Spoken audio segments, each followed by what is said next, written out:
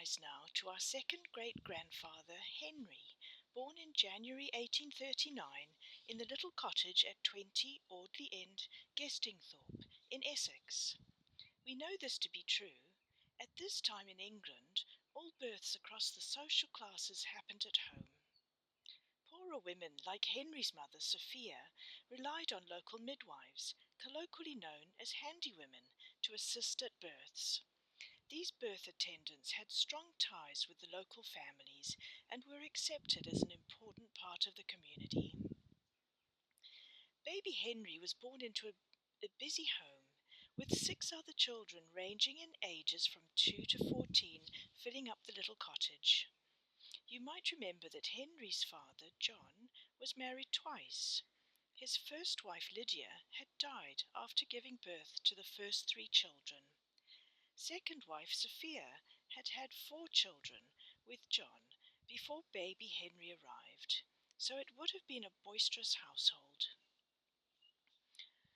When Henry was born, his father John was working as an agricultural labourer, so money would have been short.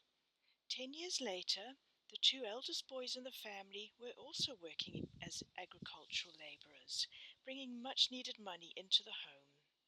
Henry, now 12, appears to still be attending the village school, unusual in 1851, where roughly half of all children did not attend school at all.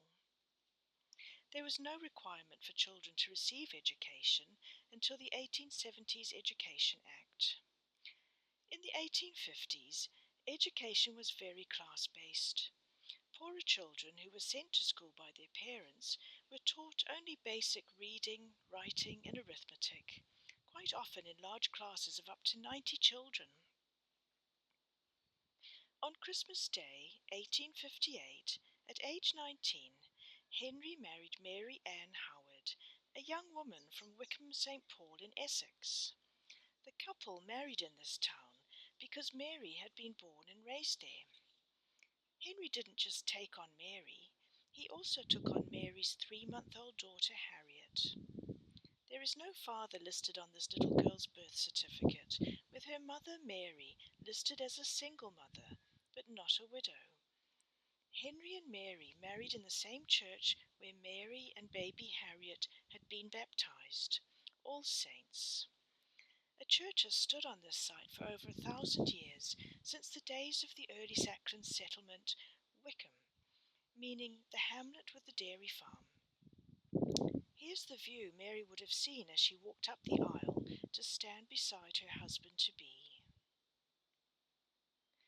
This church has some lovely stained glass windows too, with some originals dating back to medieval times.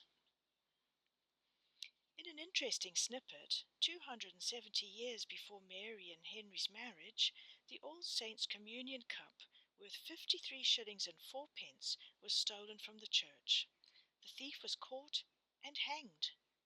This very communion cup is still in use today in the services at All Saints.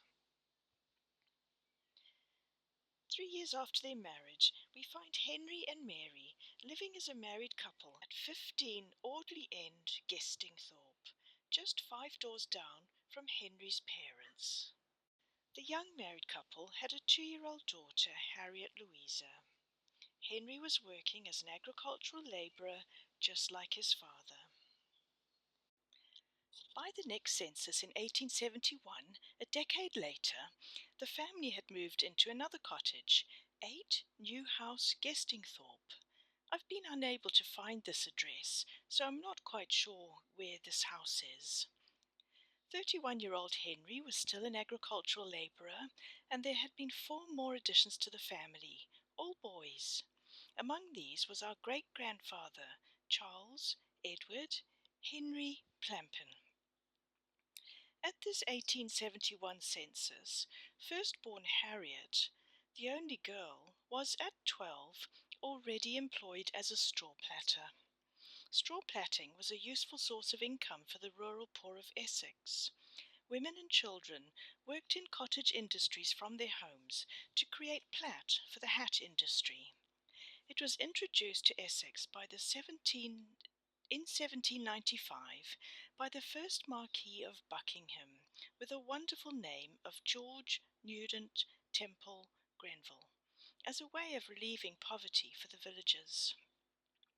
Straw plaiting was a very skilled craft, and local women found it took some time to get it right, but the first Marquis determinedly wore the first creations to church and prominently displayed his hat on the end of his pew, so that the whole congregation behind him should be able to take on the new fashion. Essex wheat provided a superabundance of the raw material. The stalks were clipped into bunches, loosely tied and bleached in sulphur, and then split into thin strips. The straw platter would hold a bundle of damp prepared strips under her left armpit, and, as she worked, she would bend her head and pull out the new strips, moistening and working them around with her tongue to keep them pliable. This often would cause scarring at the right-hand corner of her mouth. Straw is very sharp.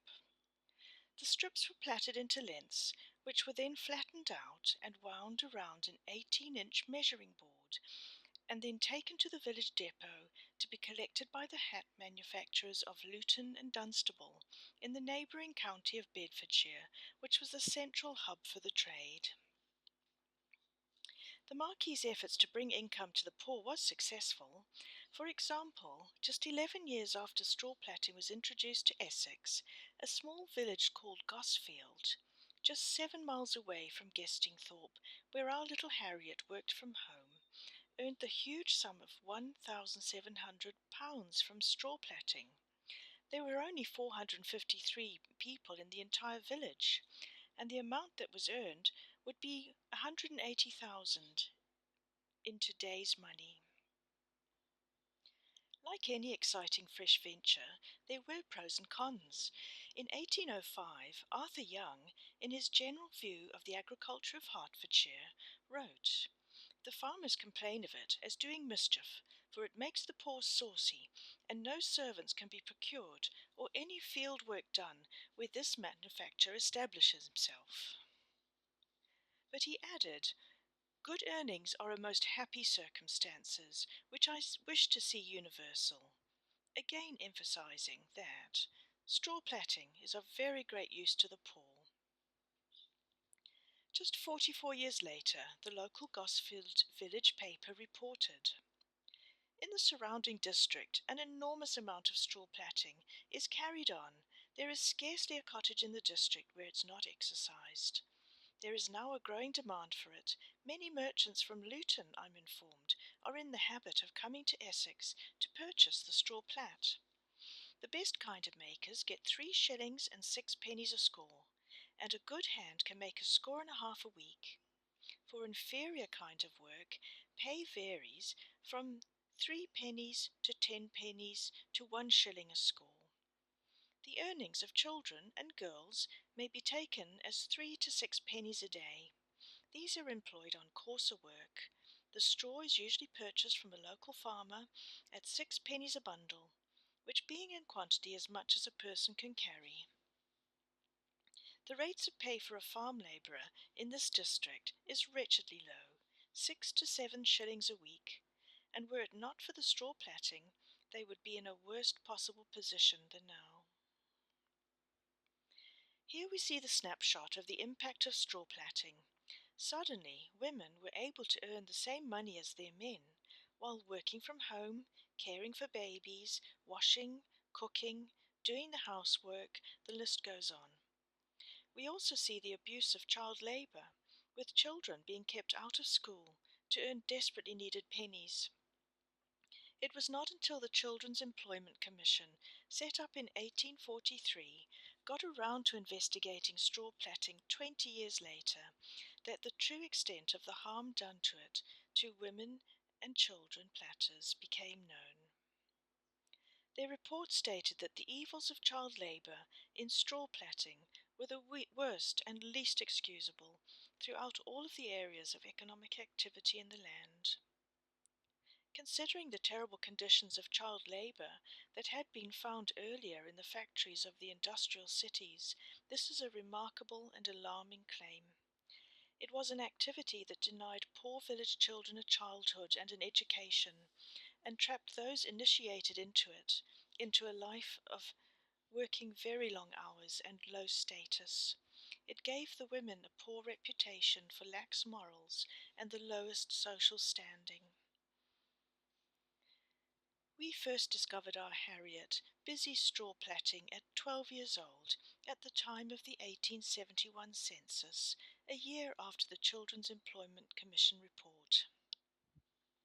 Sadly, that exact year marked the peak of the industry, with an estimated 30,000 English platters across the southern counties, 4,000 of whom lived in Essex.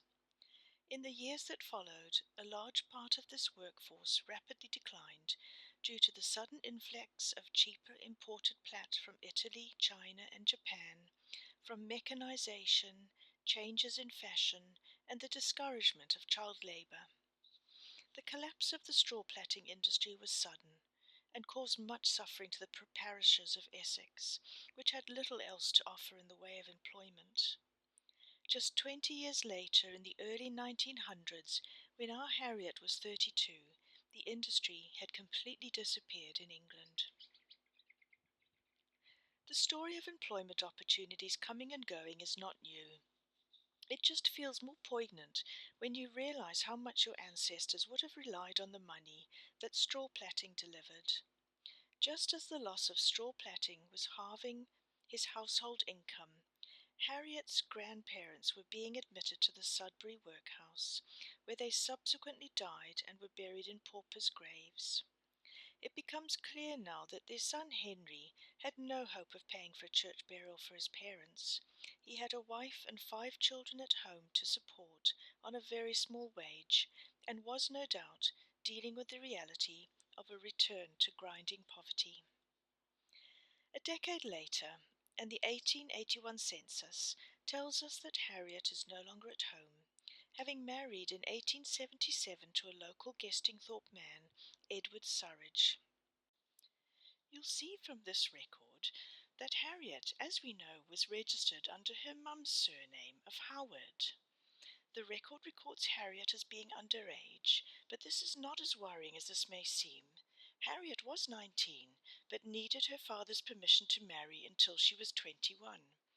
And this brings a surprise, because here we see a Thomas Hampson listed as her biological father.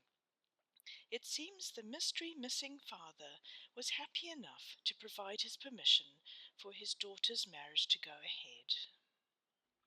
The couple were living at 17 Audley End, just 3 doors down from where her grandparents had lived, with Edward Surridge working as an agricultural labourer and Harriet on home duties. Over at Harriet's father's house, perhaps the finances at the New House Road cottage were looking up. All 4 boys, ranging from 19 to 12, were living in the house and employed as farm labourers.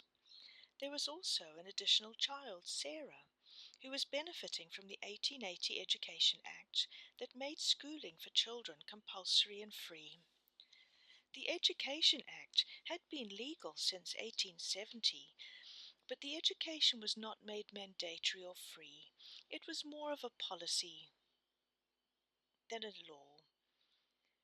Lucky Sarah was just 8 when she received the gift and opportunity of free schooling.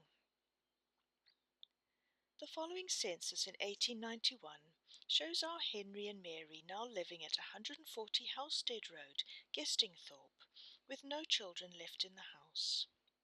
Henry, still working as an agricultural labourer, was 51, with Mary just a few years older at 55. 5 years later, Mary was dead at 61 years old, dying just before Christmas.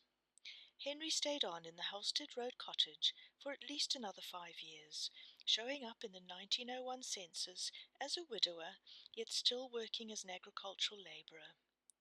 I can imagine Henry sitting in his quiet cottage, filling out his lonely census, and also hearing the news that Queen Victoria had died that year. The Victorian era had ended and was making way for the Edwardian period, a short-lived but influential time that we'll visit in the next episode.